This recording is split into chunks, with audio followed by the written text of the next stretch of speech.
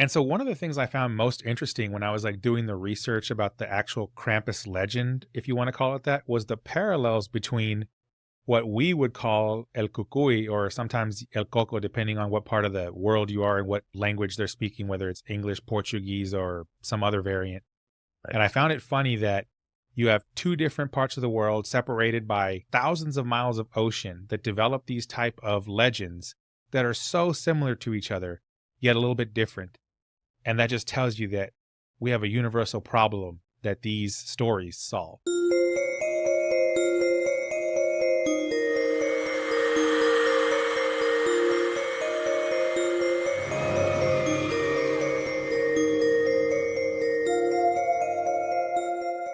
Hello and welcome back to the Fabula Obscura podcast. This is episode 00006, Krampus Magic, a Festivus for the rest of us.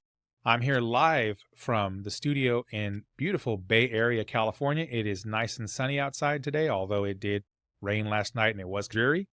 And here live from the Haunted Craft Room is Mike. Haunted Craft Room. If you see ghosts behind me, please just let us know in the comments with timestamps. It's hilarious because every time I get on a video call with Mike, whether it's one of these things where we're recording the podcast or more frequently we do our own co-working like in Google Meet or whatever, he's always telling me, if you happen to see a ghost floating around behind me, and I'm like, Mike, apparently there's a lot of ghosts floating around behind you all the time. And it just seems like this is an old, I live in a very old house, and there's been a lot of family that has come through over the generations. You know, theoretically, you could probably see like my great grandfather just popping out behind me and never know.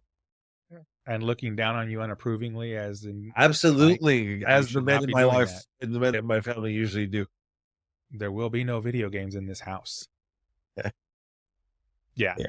Yeah. So anyway, as Mike said, if you happen to see any ghosts in his background, or if you see him in mine even, that would be hilarious. Let us know in the comments below. Yeah, absolutely. And so this is now our 6th episode. We've obviously done 5 before this, and we're finding our groove and getting our production, whatever you want to call it, in order. And it's getting better every episode. Hopefully you agree with us on that. Trying to. But if you like this kind of content, make sure to give this video a subscribe to our channel, leave comments in the area below, and also in the bio, we will have a link, our Linktree link that has links to all of our socials where you can follow us. We just added Blue Sky as our new social. So we have that, the typical Instagram, Threads, Twitter, and a couple of others. So visit our Linktree and you can find us there. And of course, we have a website, fabulaobscura.com, where we put up show notes for all of the episodes, as well as a place where you can contact us via email. Very simple, either ernest@fabulaobscura.com or mike@fabulaobscura.com. So today's episode, as we talked about in the intro, has to do with Festivus. And wasn't that something on Seinfeld? Wasn't Seinfeld? Yeah, back in the 90s. Okay. So for those who may not be familiar with Festivus, Mike, tell us about Festivus. Oh, I don't even remember. I just remember Seinfeld. I remember coming up and George Costanza was having a gift idea for his office Festivus party or something, but I honestly don't remember what the specifics were. They make it up? Was it something? It was like a made up holiday or something? Yeah, it's a completely made up holiday. So that's the thing. Like, it is from Seinfeld, and it's the Costanza family, right? But obviously, an episode. And by the way, if you haven't seen that episode, you need to go watch it because it's hilarious. But basically, it's a completely made up holiday. It's an alternative to Christmas, and so they call it Festivus. And the hilarious part is, instead of having like a Christmas tree, they basically have a pole, just a regular pole, and they wrap like a, I don't know, what do you call it, like a garland around it? Yeah, just and that's their Christmas tree.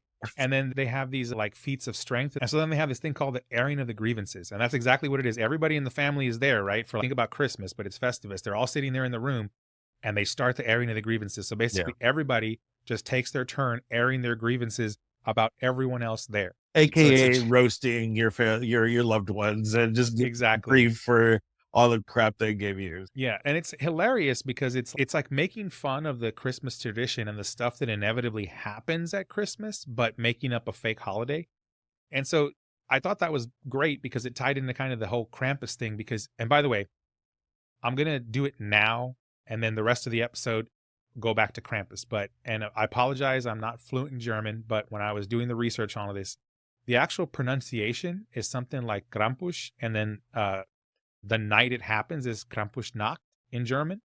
But of course, we're just going to say Krampus and Krampusnacht because that's how Americans would say it. Merca. And apparently, it historically, it actually took place earlier in December, more towards the 5th and the 6th. Festivus is usually around the solstice itself, which is around the 21st. And then, of course, Christmas falls slightly after that. And there's a lot of discussion about how those dates came to be and all that. And we'll talk a little bit about that in this episode. But just so that our viewers and listeners know that this holiday takes place earlier in December, right? Festivus is like solstice and Christmas is right after that. So it all happens in the same month. And they're loosely correlated. They're loosely tied together, right? So Festivus is obviously hilarious. I love it. I celebrate it every single year. It actually happens to be my parents' wedding anniversary that it falls on. That's There's no way they could have known that actually this year. And my parents are never going to watch this, but I'm going to say this anyway. This year, happy anniversary to my mom and dad. This year is their 50th wedding anniversary. Oh, that's cool. 50 years, yes. And they're actually coming up here and celebrating it with us here in California. And two of the nicest people I've ever met, honestly. Absolutely. And obviously I'm their son, but yes, they're like the most laid back and nice people you'll ever meet. Yeah, they are. Yeah, in 50 years, that is an incredibly long time for anything, let alone being married. Yeah. Happy anniversary to them on this Festivus. We generally don't have airing of grievances, but I do celebrate the event every year. It's my own snide reaction to the over commercialization of the Christmas holiday. And we'll actually talk about that here as part of the Krampus legend too, because this obviously predated that and what has become Christmas today and the over commercialization of that holiday. This obviously didn't exist back during the time of where this origin or the origin of this story, I should say, first came into be. So before we jump into it, I want to ask you, Mike, what do you know about the Krampus legend in general, and where have you encountered it in your own day to day, or not maybe day to day, your own life and that kind of stuff? Well, really, the only Krampus I've just become more familiar with Krampus in the years more recent. Like growing up, I didn't really know much about it, other than it was just like the evil incarnate version of Santa Claus. That's how I interpreted it. But getting older, realizing that its association with German culture, and it's actual lore, it's actual stories that are part of their history. From what I understand, it was he was meant to be more of a like cautionary tale, like in the event of you misbehaving. If you misbehave, you will not only not get your presents, but you'll have to deal with the Krampus. And I think he delivers rocks, if I'm not mistaken, something like that, in place of gifts or whatever. But yeah, I know that it predated Christianity. It was usually, I believe it stems from like a pagan foundation. Which pagan is really anything that's not Christian or Catholic, things like that. But it's an older, definitely an older. Yeah, and actually, we're going to talk a little bit about the supposed pagan origin too, because that I too had the same thoughts and ideas you did until I actually went and did the research over this last week about this, and actually learned a lot. And it's an interesting tale, and of course, it ties into kind of the horror and the paranormal stuff of this podcast because of what Krampus is. But yeah, you're right on track, except for the pagan part, and I'll talk about that in a second. But basically, what it comes down to is exactly what you said. The origin is like in Austria, Germany, and specifically in the Alpine region up in the mountains. And so you can imagine during the winter in that area, it gets dark very early and it's very cold. And so what actually happened, again, I read multiple sources and there are differing accounts. So that's the other thing. And because it's like an urban legend or whatever, if you want to call it that, there are going to be differing accounts. But from what I could gather, it was actually born out of the St. Nicholas tradition, which then became Santa Claus in the West, right? Or what, America, or whatever you want to call it. Are you saying, you're saying that Krampus was the origins of Santa Claus? No, what I'm saying is that there was St. Nicholas first, right? In this region, at least. And Right. it is like the modern day Santa Claus, where St. Nicholas was this bishop who supposedly died, came back to life.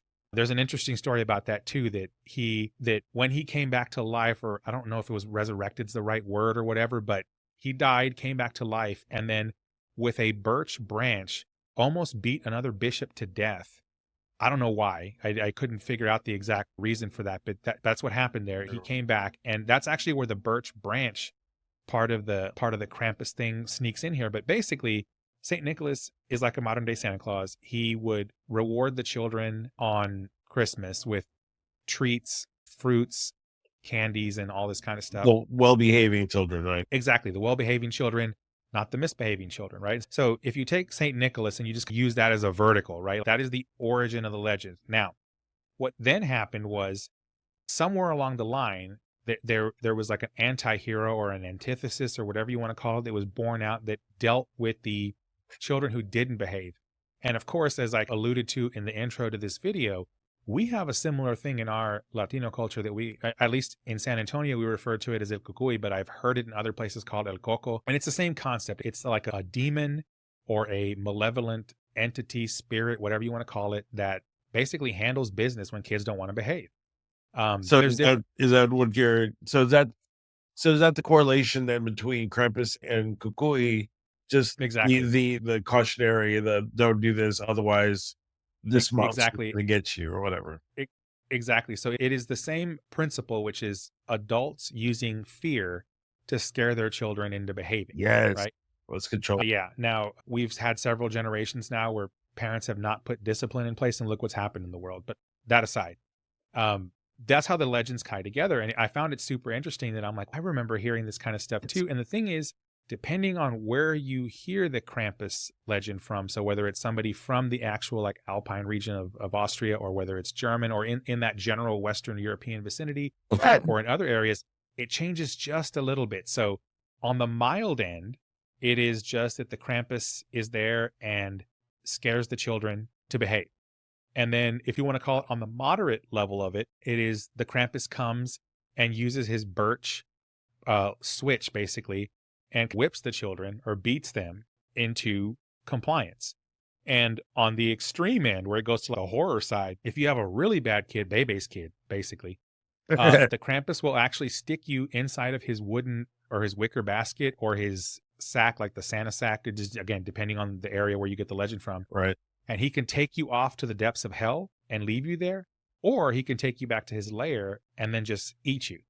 And that's actually another area where they paralleled a little bit with the El Coco. So when we were little, at least in San Antonio, it was El Cucuy. The Cucuy wasn't really about eating you. It was more about like just scaring you. Yeah. El Coco, where you hear from other ones, that one actually will eat the children if they don't behave. So that's a whole nother level of grotesque horror. Like it's Dude, so that you alive. Let me tell you. So when I was a kid, my grandma used to have this story about a cat that lived under her bed, and at night, she would turn her head, and I'm like, and I would freak out. I'm like, was that the guy? And she would call it, and she named it Sylvester. Obviously, there's a Sylvester the cat, the cartoon. And around this time, this is probably like I don't know, late 80s, early 90s at this point. I was terrified. To this day, like, and it was in this house, the 2 rooms down that way. And to this day, I still think, okay, is Sylvester gonna pop out from under the bed, or what's? Now, did she actually have a cat, or she just said there was one there? No, she just said that there was a cat. She made it up completely, made the meow sounds herself off to the Oh, wow. side. Yeah, it's just to freak me out. I'm like, That's man, awesome, we'll get man. messed up. No, she's an OG. That's awesome. Yeah. I thought there was an actual cat and that it died, and then she like just made up a story about it still being around or something like that. But no, the entire thing was made up. That's cool. No, yeah, the entire thing was. She used to say something about the cat would, like, if your eyes were dry, you had crusty stuff in your eye, that the cat would eat the crusties off of your eye while you were asleep. I'm like, that was disturbing. That's disturbing and disgusting at the same time. But Yeah. hey, it is what it is. Everybody has all these legends, right? And so, yeah, when we were little, the Cucuy was the thing that would come for you, especially if you didn't want to go to bed. You would hear about Cucuy for misbehaving in general, but the bigger thing was about if you didn't want to go to bed at night, you stayed up, the Cucuy would come get you. But if you were asleep, the Cucuy couldn't get you.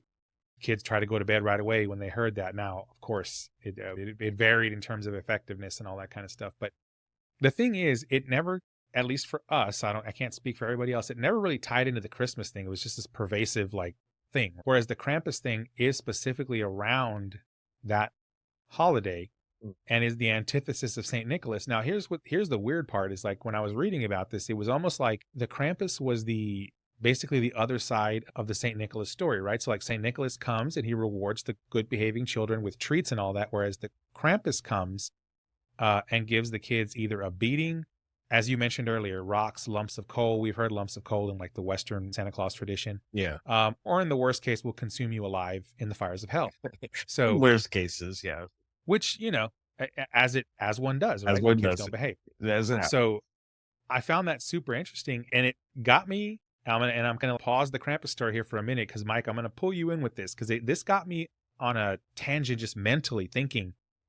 Imagine if you could make a Krampus movie where the Krampus was actually the like the Dr. Jekyll, Mr. Hyde story, but as Saint Nicholas and the Krampus. Oh, that'd be kind of cool. Like to the degree where he doesn't have control over it per se. It's like an involuntary transition or something, and it's the good versus the evil, and his actions of while he's evil versus and then dealing with the consequences or whatever. Exactly. So like Cool. he goes from house to house, right? And then like he goes in and that house generally has like good kids. He's Santa Claus, puts out the toys. He gets to the next house and like it's not until he gets in the house and has a sense of the children that he just like, turns into the Krampus, It's goes into their the bedroom. naughty list versus good list. He just as soon as he enters the house, this is a naughty list, and he just boom damaged. Boom, exactly. Just like shifts form into the Krampus and then goes to the children's bedroom and either beats them or eats them. One of the two. That would be a good horror movie, like an actual horror movie. And we're going to talk about the Krampus movie towards the end of this episode, the kind of comedy one. But I'm talking about like an actual horror movie. Yeah, where this happened. But there has that to be a was an story interesting behind thing. it, though. You have to have some sort of like an end goal or something to resolve at the end. That's the only way for it to like truly. Oh yeah, you'd have to write an entire story around it, right? But it was super interesting. That is really cool. That's a really cool idea. I like that. That would be awesome. And then, so as it turns out, the pagan origin of this story, or the assumption of the pagan origin, turned out not to be true. But there's a reason that has become so pervasive. And so, as it turns out, as Western religion has traditionally done, the Krampus legend was used or was attempted to be used, I'm saying, because it ultimately was unsuccessful as witnessed by what's going on today. But they tried to use that on many different levels. So what I mean by that is the Catholic Church actually attempted to ban the Krampus legend because they considered it an evil tale or whatever. And you're going to laugh about this when I tell you this. The origin of the pagan tie into this story actually has to do with a historical figure that pops up a lot of times in horror and just negative iconography in the world. And it has to do with Hitler. Really? So, yeah. So what actually happened was the Krampus legend has existed long before Adolf Hitler, obviously. Yeah. Right. But what happened was, in an attempt to brand the socialists as the enemy, the Nazi regime basically tied the Krampus story to a pagan ritual. So they would have because the Nazi regime was highly Christian, right? So they took the Krampus side of that duopoly, if you want to call it that, tied it to socialism and painted it as the enemy, and then tried to ban it in Germany, right? Not even tried to, did. Banned it in Germany. And that's where the origin of that pagan thing comes from. It was literally the Nazi party lying to the German people, saying the socialists, who were pagans, had come up with this and were inherently evil. You get where that goes, right? Yeah. And that's actually where it came from. And then, of course, they banned it there. Prior to that, the Catholic Church had tried to ban it in other areas for the same reason. And the thing is, it really wasn't too well known outside of that region of Europe until much later, actually. And so I wanted to tell you that and kind of get your thoughts on how that origin of the pagan side of it came to and what you think about that. It sounds just like a lot of propaganda and fake news, and just resounds to how the media is being used and controlled now. and it shows that it doesn't sound like a lot has changed in terms of not only how the media is being used, but also how people are receiving it and it altering their perception, Oh, absolutely. their As a opinions. matter of fact, out of that regime, I would make the argument. Now, a bunch of people would disagree with this, but I would make the argument that modern marketing was actually born in the Nazi regime from Oh Goebbels yeah, by saying, if you absolutely. just repeat the lie enough, people will eventually believe it. In fact, I'm pretty sure Adolf Hitler had a marketing specialist. I can't remember his name, but this guy Goebbels, essentially, what was that? Goebbels, that's what It his was name, Goebbels, right? Goebbels. Where he would essentially like play old, or they would try different hand movements to gauge Hmm. how the crowd would react, and that uh, fist pump or whatever you want to call it that became their symbol was just done after market research. And but Hmm. they essentially created the market research based on the videos that they're shooting, and of course they had people observing while they were having their own presentations and stuff. But yeah, man, it was just done after um essentially just market testing and crowd testing and testing it on people and seeing how it affected them. And sure enough, got everyone's got people riled up and people got sucked in. Absolutely. And so I would argue that marketing before that regime and marketing after are completely different. If you look at, I try to use things like I pay for YouTube Premium. And then like for Disney, I pay for the thing without ads. And I try to keep ads completely out of my house. I don't want to see them. I don't want my kids seeing them, primarily because the vast majority of them are just a bunch of lies trying to get you to buy something, right? And if you repeat the lie enough, and if people hear the lie enough, they eventually think it's the truth. And obviously, if you go into politics, that's how they live nowadays. But that was an interesting take as to how the pagan origin of this came from. And then fast forward to later, like I said, in that region, it stayed in that region. It really wasn't known outside of that region until much later. And one of the things that I found interesting, now I've never seen these personally here in the United States, but I know they exist. There was Krampus holiday cards. Like we would send Christmas cards around to Oh, people. yeah. They would send Krampus ones. And that, I think that was the beginning of the commercialization phase, if you want to call it that, of Krampus. Actual holiday, right? It's still just Well, Christmas. yeah, so now there is an actual holiday, and in some village in Austria where this, I guess, where they consider the origin from. I want to say it's a play they do every year, like at a theater, that it reenacts the Krampus legend. I want to say it was like UNESCO or one of these that does like the World Heritage types, have officially recognized it as a necessary component of the culture of that area or that region.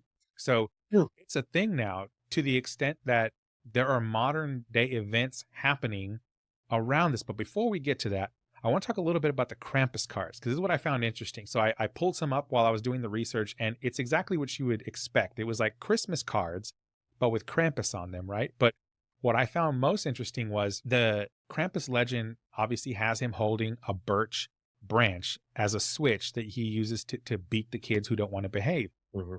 And some of the cards, again, because you expect this to happen, ended up taking on an adult theme, or there would be like scantily clad women in these, and then the Krampus and the birch branch, and supposedly the legend even evolved a little bit to the point where there were some that kind of indicated that if the Krampus hit you with the birch branch, it would instill fertility into the woman. And it was extending that. And you got to remember that this is a winter event, right? So in many cultures across the world, there's a lot of this discussion about like fertility towards the end of the colder season and then heading into the spring, right? And the spring is usually where the offspring of these various, whether it's mammals or other animals, Right. they give birth in the spring typically, right? Mhm. So there was this entire concept of fertility wrapped into this thing, and they took that into the Krampus cards and were basically making ones with the Krampus and scantily clad women getting beat by the. I thought that was hilarious. That's That weird. And I guess my question is, if Krampus is meant to be the antithesis of Santa Claus, and with Santa Claus, you're promoting love and hope and joy, what are you promoting with Krampus then, or what he tried to instill on as the receiver of this card. So the best I can think of is that in every society, even in our modern society, you always have those people that want to be different, are the deviants.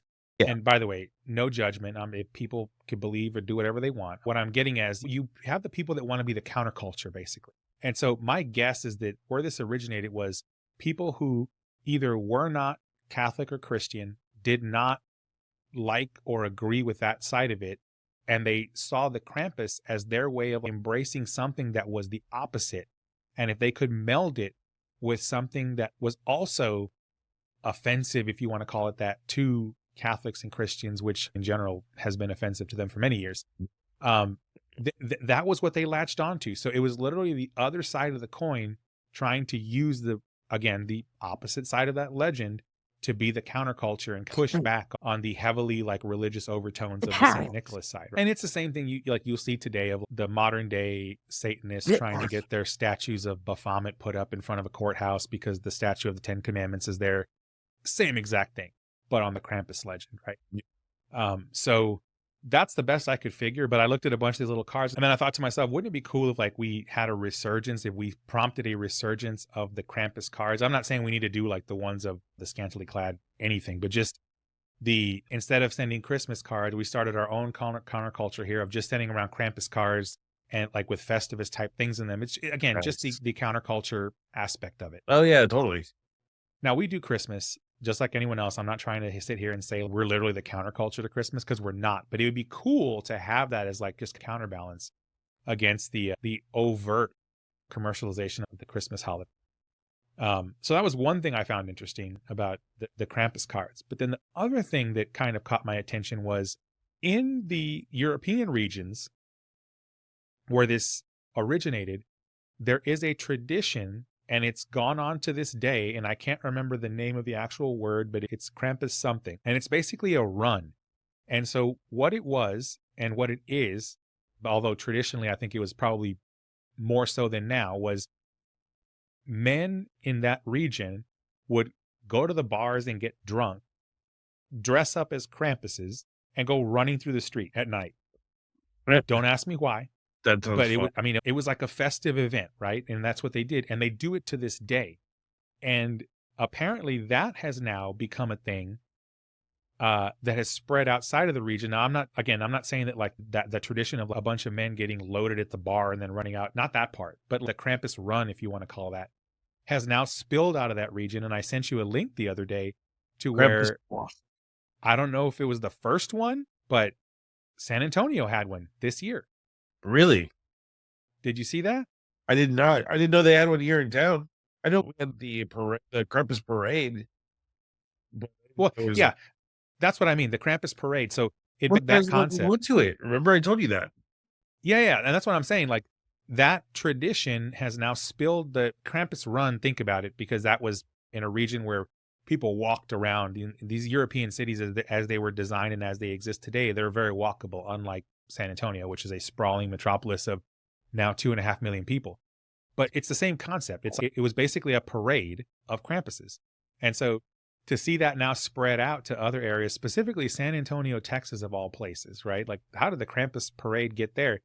Again, there's a booming counterculture happening in America specifically, but I know it's happening all over the world, where people are rising up and wanting to counterbalance all of this other, again, heavily commercialized Christmas stuff. I found that super interesting. And mind you, it's not just San Antonio. That one just caught my eye because that's where I'm from, right? And that's where you live. That's where we're from.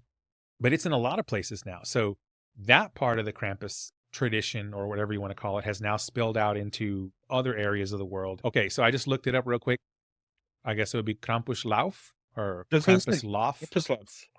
Krampus Lauf. Yeah, that's so Lauf is their word for run. So Krampus run is what it would be called. Yeah, the different articles that I read about this, at least half of them towards the end of the article mentioned that the rise of the popularity of this Krampus thing in modern times is due to it's like a response to the commercialization of Christmas. And that's something that I've been harping on about for years now. You probably heard me beat it to death about Christmas is not what Christmas should be, Yeah. and it's not what Christmas was. It is now literally nothing but how do we line mega corporations' bank accounts with more money, right? That's all it is today.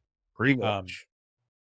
to the point where even like Christmas, and mind you, I realize that children to adult, totally different worldviews, but Christmas today feels nothing like Christmas did when we were kids, right? Or even when we were teenagers and we were past the phase of little kids and the awe and the wonder and all that kind of stuff. And we were jaded teenagers. Even then, it was much better than it is today. It's like Christmas has lost all of its, I don't know what you want to call it. Park. There you go. That's a great way to put it. And so, I think Krampus just found a spot, right, where there was a gap left for them to come into. But by the way, you went to that Krampus event. Tell me about it, because I didn't get to go and I didn't watch any videos about it. What was it like? What did y'all do? What was there? It was okay. So there were, mind you, this was in a nicer part of San Antonio, closer to downtown. It's in their art district, and they had it.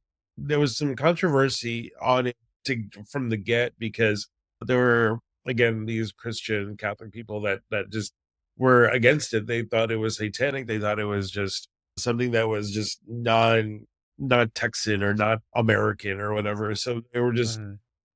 being their normal racist selves and trying to block it. And anyway, Mhm. it's not a recognized event from the city, but it was still in the middle. It was in King William District. It was like literally in the middle of, there's a little grassy park Yeah, area where all there's those incredibly old houses that people have vastly overpaid for.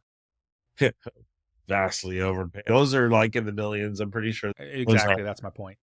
But you're talking, those are like 5,000-6,000 square feet houses, and the fact that they're old, they still have the horse posts, where if you rode your horse up to, you put your lasso or your whatever the Yeah. leather that So it's you're, a perfect place to have a Krampus event, perfect basically. place to have a Krampus event. Now it took a little while to get started. There was a huge crowd. It was at night, so it was hard to see a lot of stuff. But once the actual, it was just a crowd of just, I'd say maybe about 100 or so people, all dressed up in Krampus gear. They had horns and these ugly faces and these demonic-y looking gowns and cloaks. And everyone was like in purple or black, or I mean, it was. And there was, but again, there was no blood. There were no weapons. There were I was no. gonna say, was there anything like gory, or were there any scantily clad people getting hit by the Krampus whip or anything? No, there were no S&M happening that I could see. Hey, No judgment. Hey, everyone do their hey, thing. just Although there saying. were kids out there, so not do that in front of other kids. I agree with that 100%. But I just curious like how far they took it, or if it was just like they dressed up in costume and walked down the street. that was pretty much it. Like, they just dressed in costume, and there was police accompanying. So you can see like the lights, because again, it was at night. And it wasn't like lit up like it should have been. It was essentially literally just a big group of people, while hundreds of other people. They said, I want to say they said a total of 1,000 people showed up as spectators to watch the parade. And so 1,000 people show up to watch about 100 people just walk through the park. And what the funny thing though is that there were uh church people there that were just, there was this one girl there. It was her and her boyfriend. The dude was there with a guitar, and the girl was just like singing like church hymns or whatever, but Mhm. obnoxiously loud, like trying to purposely go over people's Mhm. talk. And they're like, and she's like, I love Jesus, I love it. I'm like, and the person I was there with, who I was there with, I was screams out, would you effing shut up, please? Like, out loud. I'm like, Jesus Christ. Yeah, yeah, when I lived in New Orleans, Halloween in New Orleans is a big deal, right? Yeah. Because it's Halloween and because it's New Orleans. And Yeah. we would go down to the French Quarter for Halloween. Of course, everybody's in costume, right? Everybody's having a good time down there. And there were definitely those people who would post up like at the intersection of the streets, Yeah. and they'd have a megaphone and have their cross set up and be reading their verses from the It Bible. And is near. yeah, just all kinds of crazy stuff. So yeah, it's that makes sense that those kind of people would show up. But as long as they're not being violent or whatever, Yeah, they nobody can, was hurting anybody. They were just, and as long as nobody's hurting anybody, I fully support everybody's right to say what they want to say, as long as they're not being violent or rude or whatever. Yeah, true. But yeah, that's interesting. And again, I saw the article and they had some pictures. I didn't see any videos of it, but I'd be interested to go check it out, specifically in San Antonio again, because that's where we're from. Yeah. I have some But yeah, it's pictures. super I'll send it to interesting. you when we're done here. Yeah, that takes us all the way back from like the origin to, where we are today, right? It started off as like a regional thing in that up in the Alps in Austria, and it's now spilled out. It's all over the world. People are having, these Krampus runs, or actually, I didn't find this anywhere, but I bet you it exists somewhere because so here in the Bay Area where I'm at, there's this pretty popular event called Beta Breakers. And it's basically like a run across the city of from the bay to the breakers is like the term for where the ocean hits the area on the other side of San Francisco. So they run from one side of the city to the other. Oh, I don't know if it's a 5K or a 3K or whatever.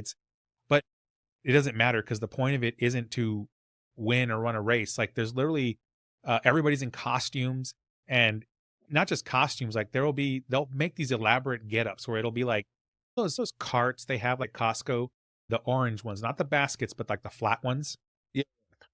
for like bulky items. So they'll get things like that, not those specifically, but like that have like a little bit bigger tires, and they'll have people on top of it, like a guy standing on top of it, or maybe a two or three people on top of it, and they'll have a big old speaker, and they'll be blasting music, and then like two people running, pushing that thing from one side to the other. And the whole point of it is just people get loaded, like drunk, and they run from one side to the other. It's just a big old party, right? I'd be interested to see if there was an actual Krampus run where these people would dress up, get loaded like they did over in Europe, and just like run a little 3K or something, 1K, hell, it doesn't matter, from one side of downtown to the other. You and I, as old and out of shape as we are, could run from one side of downtown to the other without a problem, right? Well, I can't walk. I can't run to the refrigerator without a problem. Okay, I could run from one side of because it's not that far. It's like what, maybe 2 miles, if that, probably like a mile. Like, Yeah, it's short. But you and I have both walked that back and forth several times, right? oh yeah. We went one time doing a photography thing, so it's not that far. It's it's our downtown's pretty small. And I mean like a proper down. I'm not talking like obviously if you want to go like out, I'm talking like 281 to 35. That's a short jaunt, right? Wow. So it'd be interesting to see an actual run like that. And I'm sure there's somewhere right here in the United States, but I couldn't find any when I was doing the research on this. There's always like a zombie run during Halloween time too. Oh yeah, those things are becoming more. Like I said, it's almost like you don't need a reason. Yeah. You just want to do a run, and people want to drink and socialize and have a good time. So you can literally find anything. It could be like National Hamburger Day, and you could have a run for it, right? Yeah. National Donut Day. Although I don't think that'd be counterintuitive. I feel if you're eating and running, that's like true, right? But at the same time, you could also make the argument that's the point. You run from one side of downtown to the other, and then at the other end is the hamburgers, right? Like that's the reward for running or whatever. That's true. Look, I'm not like work for Big Hamburger, okay? But I'm just saying whatever it is, donuts, right? Like Big Donut, Big Krispy Kreme, whatever, Dunkin', pick your poison. I'm not going to judge. I'm all again. In these matters, I am 100% libertarian, right? Adults should be able to make whatever decisions they want so long as they're not harming other people. Equal opportunity, everything. It doesn't matter what it is. I'm all for it. So yeah, it's interesting how this thing has evolved from like the origins all the way to where it is today. And I wanted to talk a little bit more about how it's made its way into popular, what I would call Western culture. Now, Western Europe is technically Western too, but I divide it between what I would call the Americas Western and European Western, because there is a difference there. Now, I don't want to make this some kind of like us versus them. We are all brothers and sisters. I've been all over Western Europe, met some amazing people there, ate some amazing food, have some friends that live there, right? So it's not like a us versus them, but there is a distinct difference in the cultures. And so I wanted to delve into that specifically where it brought the horror aspect or just the whole Krampus legend into Western pop culture. But before I get into that, I wanted to ask all of our viewers and listeners, have you heard about the Krampus legend? I'm sure most of you have by this time. Where did you learn about it? Have you experienced it specifically because I know we have viewers and listeners in Europe. As a matter of fact, in January, we are going to have someone on the podcast. I'm not going to say who it is now, but we're going to have a special guest joining us from the United Kingdom, talking about some haunted and paranormal things in the United Kingdom. But as for now, if you've experienced any of these Krampus events or you are from that Alpine region in Austria and more about it, please put it in the comments below because we love to hear all this. We read all of the comments. Also, as I mentioned earlier, if you have photos or videos of any of this and you are able to put them up on social media like Instagram or Threads, Facebook, or now our newest Blue Sky, please do and tag us in them. If you're not sure where to find us on those, there will be a Linktree link in our bio for this video or in the description of this video that will take you there where you can find all of our socials. We're also on Spotify, by the way. We're on Apple Podcasts. We're clearly here on YouTube Podcasts. I'm guessing that's where you found us. You might find us on Spotify. Who knows? And don't forget to go to our website, fabulaobscura.com, where, again, we post the show notes. There's some links there. And you can also get a hold of Mike and I via email. Very simple, ernest@fabulaobscura.com or mike@fabulaobscura.com. But definitely let us know what experience you've had with the Krampus legend anywhere you are in the world. We definitely want to hear about it. I was gonna say, actually, there was a movie that just came out called Red One. It's a Christmas movie with your favorite Dwayne "The Rock" Johnson. I was going to say, I know what movie you're talking about. And I'm not gonna spoil too much about it, but Krampus does play a role within this movie, and he actually plays Santa's brother. Oh, So within this universe, they're biological brothers. Although it's funny because Santa's played by J.K. Simmons, who is a very like white American dude, and Krampus is being played by, I can't remember the actor's name, but he is being played obviously with an accent and with a very European accent. So it's just I find it funny. Obviously, it's a fictional movie, but I just like a German accent? yeah, like Oh, it's okay. Yeah, that makes full monster makeup and everything. Where yeah. J.K. Simmons is just like a human person. Yeah, it makes perfect sense. And yeah, I would love to see more, like we said earlier, right? I would love to see more movies around this, specifically of the horror genre. But Yeah. speaking of that, there was a Krampus movie. I believe it was 2015 or so when it came out, or maybe 2013. I don't remember exactly, somewhere around there. Okay. And this one, I know you and I were talking about this earlier. I don't know how to categorize this other than to call it like a comedy horror or a horror comedy. I know you've seen it a couple of times. I haven't seen it. I will watch it at some point. I did watch some clips of it on YouTube just to get an idea of what it was about. And I read a summary from RogerEbert.com from a movie critic, if you want to call it that, who clearly takes themselves too seriously and is too self-important. But that doesn't matter. What I want Now to you got me wondering what he's gonna say. What he said. Oh, well, look, the review was okay, right? But it's one of those people who like sits there and they're writing a review of a movie, and you and I have had a discussion about this before, not about Krampus or about the movie reviews, but there is a level of English that you use to speak to people, right? And then there's a level of English that you can use to try to make yourself feel better than other people, right? And this is not necessarily a distinction between education levels, although it does loosely correlate. This individual is clearly one of those. Like he's just using big words just to make himself sound smarter. Exactly. It reminds me of the episode of South Park where the San Franciscans keep like bending over and inhaling their own exhaust. This is definitely one of those people. As a matter of fact, the bio underneath it where he self-describes is like, oh yeah, right out of South Park, inhales his own fumes. Absolutely. Doesn't matter. The point is, and if he sees this, now, sir, everyone knows you're not fooling anybody. Doesn't matter. What's important about this was that I went and read all these different things to get it, and it seems like it's a really good movie to watch. And people were describing it as a juxtaposition between Leprechaun and Chevy Chase's Christmas Vacation, which I love both of those movies, right? Both of them. And actually, most of the Leprechauns. Now, they did go downhill, but downhill depends on how you look at it. To me, it was great that they went downhill because they went straight up B movie and they are awesome now, right? So wait a second, because now I'm confused. So are we talking about a Christmas horror story, or are we talking about a straight up Krampus movie?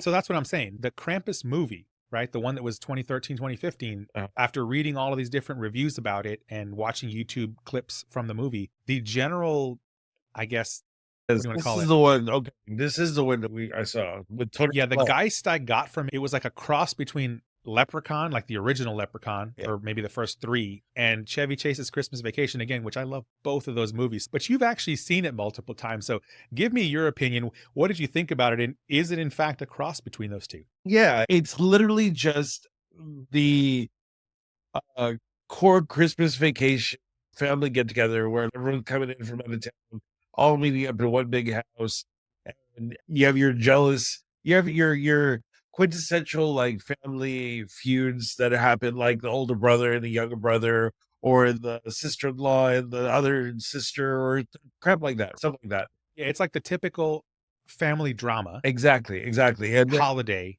Okay, and got it. enter modern times, so the kids they're on the phone and they're giving the parents grief for the kids being on the phone and stuff like that. But it lends to your point on how Christmas losing its spirit, sparkle, whatever, because it's the premise is more so this obligatory, okay, we have to do this now because this is Christmas. We have to get together every year because it's Christmas. It's obligatory effort that has to be done. It's the older generations trying to hold on to the tradition, but at a time where people just like because of the proliferation of phones and tablets Social and video game media. systems and all that, it's not the same. Yeah. Exactly. So this is just a social commentary, I feel, on that. But then enter Krampus as the resolver of the situation. He just kills everybody. That's so awesome. And yeah, that's the Yeah. reason again, look, anybody who's watched like the original Leprechaun and maybe up to the third one, I think is like where I think after that it just when it really took a hard turn into the B movie side, I've never seen which any. I love. Yeah, I'm totally cool with that. I realize some people like they're not into that, but for me, I love it. Jennifer But Aniston was in the first one, right? yes, I think so. Yeah. I believe so. I But the thing the course, but get her nose done. there you go. But my most loved Christmas movie, right? That's not like an animated or a stop motion, because obviously Nightmare Before Christmas is the ultimate Christmas movie, second to Die Hard. Die Hard. But another one of my favorites is up there that I have to watch every year is Chevy Chase's Christmas Vacation, because that one is just so good. And Home Alone, right? That's a cult classic too. Yeah. We watch all of those in our family. Die Hard, not with the kids, right? But like the other ones, yes. Elf has become one that we watch every year too. My mom used to not like Will Ferrell at all. Him, and Jim Carrey. She used to think that they were just so dumb. But when Elf came, she had this new appreciation for him as an actor. And that became one of her favorite Christmas movies. So she used to watch that on TV all the time. It was funny. But that kind of is the point of those two, right? Like they're portraying dumb, funny characters, right? Yeah. That's their whole shtick. So yeah, I get it. Like for some people, like there are a lot of people that don't like Will Ferrell, and to be honest, like falling off. But if you go look at School, what's the other one where he has the brother, Step Brothers, Step Brothers, maybe? Yeah, the one Anchorman, right? Anchorman. Like you look at some of those, they're hilarious, right? And Elf is too. And then there's other ones that are these aren't really that good, but you can't have bangers at every single movie. Man, look at Judd Apatow. I feel like every single movie he's ever put out, he's Who? Judd Apatow. He's a director. He 40-Year-Old Virgin, Superbad. I can't think of any at the top of my head. Now that you bring that up, there was something that just went through my mind. It was actually yesterday. Now that I think about it, and I want us to do an episode of it. As a matter of fact, I want you to write it down because we're gonna forget this after this episode. Although when we go back and edit it, it'll remind us. There was a video that came up on YouTube recently, within the last like month or so, but I actually saw it yesterday or the day before, and it was talking about the resurgence of malls in America, how malls were basically dying and they're starting to come back for various reasons.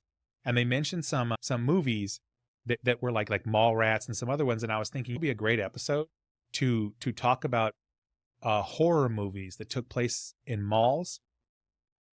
And so write it down, horror movies that took place within malls. But also the minute I thought about that, it reminded me of Stranger Things and how that part of that last season took place in the mall, right? Yeah. When that giant walker thing was like, coming after him. So there was a series on Netflix that was 3 different movies that took part in 3 different years. And the first one was 1666. Then it was 1973, I think, and then 1980 something. I don't forget, or 1990 something. I forget. 1993. That's what it was. That's where the first one. So they play them out of order, but it's part of the way the story is being told. But the majority of it is the whole first part of it is it's like a late 80s, early 90s mall scene where this dude is just Yeah. There you go. And that's one of the, like, that is one of the things. And I realize because we are children of the 80s, right? This happens to us. But that's one of the things about Stranger Things that drew me in right away. The minute it was like peak 1980s, there were malls involved. Like, I was there, man. They had my ticket, right? Was And then I've watched the entire thing through because of that. Yeah. yeah. Matter of Yeah. fact, it would be great to do an episode specifically on 80s horror, right? 80s only horror, because I feel like that was the last of the era of horror where it was still like a lot of practical effects and less CGI. Absolutely. And then it just went the other way into CGI. Not that I have anything against CGI. It's fine. You and I were just talking about this the other day, how if you can go do remakes now of the classics, the horror classics, and with CGI and AI, we can like, it can actually be a very good remake as opposed to a kind of wonky remake. Like the mid to late 90s and most of the 2000s, like 2000 to 2010, had some very wonky remakes of things, but very It's good. because production houses are just see them as safer bets. They're safer investments than coming up with something brand new than having to do the market research all over again. It always comes down to money, and I hate that because it's like there's so much creativity out there that can be showed and shared with Oh, the world. absolutely. But And I know you and I have had the similar discussion saying I like what I saw the indie game market do to the gaming industry, which basically it broke it. If you go look at the video game industry today, it is broken beyond belief. And now there are many reasons why that has happened. I'm not going to say the indies caused the breaking of the industry, but they definitely didn't help it. I have a feeling we're going to see that happen soon in like the film and cinema market, because you're going to have people again who can take an iPhone or your favorite Android. I have a Pixel 7 Pro as my like backup phone, but a nice flagship phone and make something that is really good, right? And as long as the story is good, as long as the story is solid, right? Nowadays, it's sad to say it, but like nowadays, as long as you have a good and solid story, you can outperform Hollywood, because what they're giving us is mostly garbage nowadays, except for when they go do the remakes, like you said, which is like, hey, we have a sure thing. We have a franchise that we know prints money, right? So we're going to go do that. Yeah. So the Krampus movie, again, 2013, 2015, whenever it was, from the clips I saw, it looks like a great movie. I am going to watch it. I'm probably going to watch it between now and when this episode publishes. So by the way, for our listeners and viewers, this episode should be launching on Christmas Day, Christmas morning. I'm not exactly sure because we're recording it now and then we got to, go into post-production and all that kind of stuff. But that's when you should be watching this. So I will probably have watched Krampus by now. But again, from what I saw, now here's what's weird. It had a very bad score, like Rotten Tomatoes or whatever. Now, I realize that is all a farce and no one should be, using those kind of things or whatever. Never. I get it. And especially for this or these genres that we talk about on this podcast, like that is probably the worst, because again, it's people like from RogerEbert.com that are reviewing these movies instead of people like us who like low budget B movie type stuff, right? Yeah. So take that all with a grain of salt. But from what it seems like, it's going to be a pretty good movie to watch, and I can't wait to watch it. Maybe add it into the rotation of my normal Chevy Chase Christmas Vacations. Your Christmas movies, yeah, in there. But I did do a quick summary or a brief look at just what I would call Christmas horror, holiday horror. It turns out there's actually quite a few of these, not as many as Halloween or anything like that, but there are quite a few of them. And there was one you were mentioning to me. What was it called? Violent Night. Tell us about that one. David Harbour plays Santa Claus. David Harbour from Stranger Things. What's cool about this one, I feel like this is actually opening an entire genre of movies for holiday movies specifically, because going back to that Red One movie, that movie was like, if you took the Christmas portion of it and replaced the characters' names with just like completely random names, it would have been an amazing action movie regardless. Same for this. Oh, so like a Halloween horror action.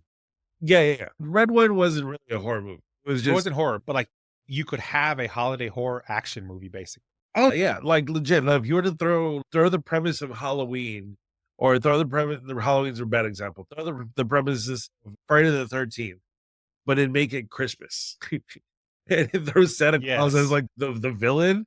Forget about it, man. That'd be cool. Right. Or Krampus, right? Like, or Krampus. Like that's the thing. That's what I was saying earlier. Like Dr. Jekyll, Mr. Hyde, like it's Santa Claus, but then it'll be really cool now that I think about it. So you remember in Ghostbusters 2, you remember that the slime that was under New York City? Yes, the And it was negativity gave causing him. all the negativity and the evil. So imagine that like society has just gotten so jaded. That's not true today, right? But let's just say Right. society has gotten so jaded that Santa Claus essentially has a Dr. Jekyll, Mr. Hyde flip to Krampus. And now he's like going after the world because he's I'm fed up. I'm tired of these people acting they're just these spoiled brats that all love their iPhones and yeah, their exactly. electronics.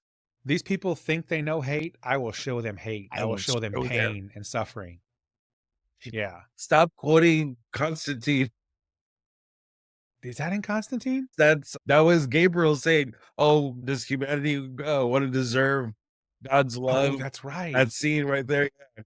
Yeah, the one where she's saying like all you have to do is turn to him and he will take you in his bosom or whatever. Yeah, but I will show you the pain. I will show you suffering. And you will deserve his love. And Yes, that's right. I remember that now. You're right.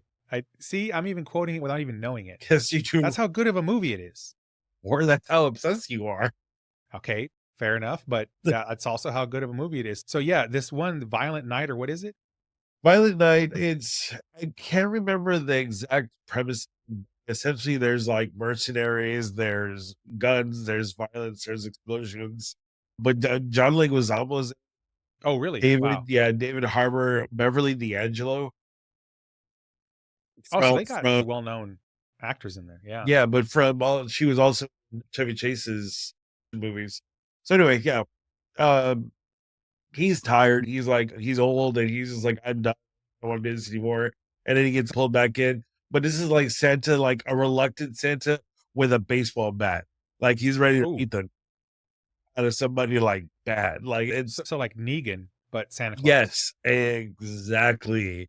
But Or they're Walking Dead Santa Claus. with that level of veracity and with more blood. Wow. That sounds like a Christmas horror movie for sure. It's funny, dude. It's a great movie though.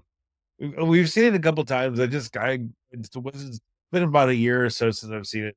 This was 22.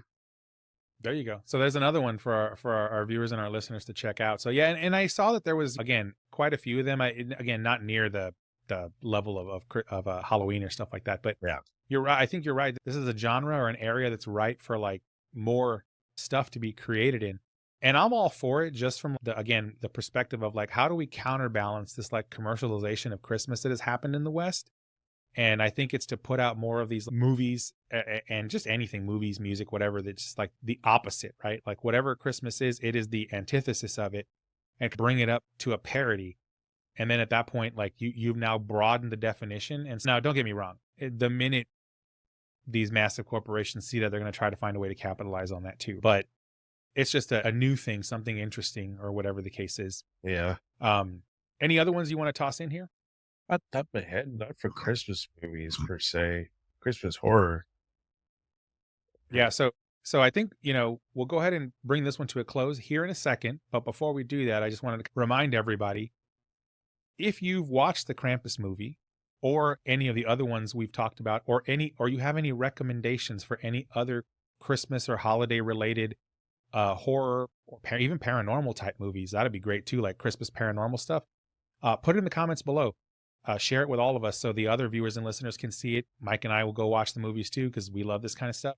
Again, if you're on the socials, tag us on there with any of this information. Just a reminder, we will have a Linktree link in the bio or in the description of this video. You can click on there and find all of our socials, or you can email us directly, ernest@fabulaobscura.com, mike@fabulaobscura.com, or go to our website where we publish the show notes for all of these and have various links. And we have some additional stuff there that's not directly covered in the episodes or may not be in the show notes or in the description below the video. So go check out our website too, fabulaobscura.com. And with that, I'm going to go ahead and bring this episode to a close. I do want to thank you all for watching this. And again, if you've gotten this far and you've enjoyed this movie, you thought it was a good time, and you watched any of our other episodes, please give this video a subscribe to our channel, hit the bell icon so that you get notified when new episodes come out. But most importantly, and we ask you this every episode, most importantly, share this with other people, friends, family, anybody who you think might like this type of content, because the most important way to grow a community and a channel like this is via word of mouth. And we appreciate you sharing this with all of your other friends and family, whoever else might be interested. All right. So with that said, Mike, are there any parting thoughts or comments you have for our audience before we shut this one down? Merry Christmas. Appreciate your families and share love to everyone, and don't be mean to people. Absolutely. I will say happy Krampusnacht, Feliz Navidad, Feliz Merry Navidad. Christmas, Happy Festivus, all of the above. And as Mike said, and I'm going to quote the immortal Lester Holt here as my outro, take care of yourselves and each other. We'll see you in the next episode.